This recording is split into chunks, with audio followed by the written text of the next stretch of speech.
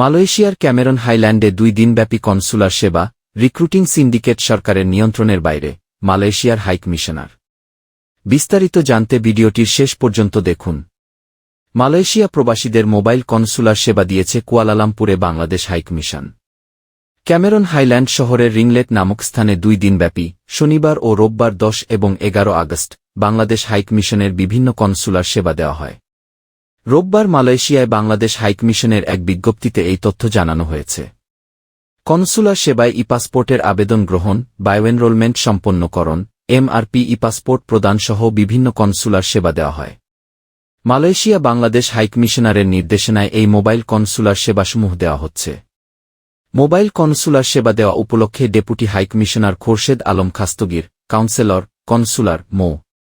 Morshed Alam, counsellor, passport ও visa, Mia Mohammad Kiamuddin ও অন্যান্য কর্মকর্তা-কর্মচারী এবং বাংলাদেশ সরকার অনুমোদিত পাসপোর্ট, ভিসা ও অন্যান্য সেবা সংক্রান্ত আউটসোর্সিং কোম্পানি ইয়েস্কেলের ডিরেক্টর আরমান পারভেজ মুরাদ, জাতীয় চলচ্চিত্র পুরস্কারপ্রাপ্ত অভিনেতা ও অন্যান্য প্রতিনিধি এবং বিপুল সংখ্যক সেবাপ্রার্থী প্রবাসী বাংলাদেশী উপস্থিত ছিলেন বলে বিজ্ঞপ্তিতে জানানো হয়। রিক্রুটিং সিন্ডিকেট সরকারের নিয়ন্ত্রণের বাইরে, মালয়েশিয়ার হাইকমিশনার।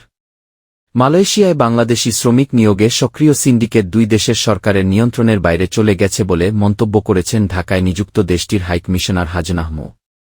হাশিম। এই পরিস্থিতি উন্নয়নে 2 পক্ষ আন্তরিকতার সঙ্গে কাজ করছে জানিয়ে তিনি বলেন, অবশ্যই কিছু ব্যাপার আমাদের নিয়ন্ত্রণের বাইরে। যে সিন্ডিকেটের কথা বলা হচ্ছে সেটি বাংলাদেশ ও মালয়েশিয়া সরকারের নিয়ন্ত্রণের বাইরে। গত 2 মার্চ বাংলাদেশ ও মালয়েশিয়া সরকারের কাছে এক চিঠিতে জাতিসংঘের 4 স্বাধীন বিশেষজ্ঞ বেশ কিছু অভিযোগ তুলেছেন।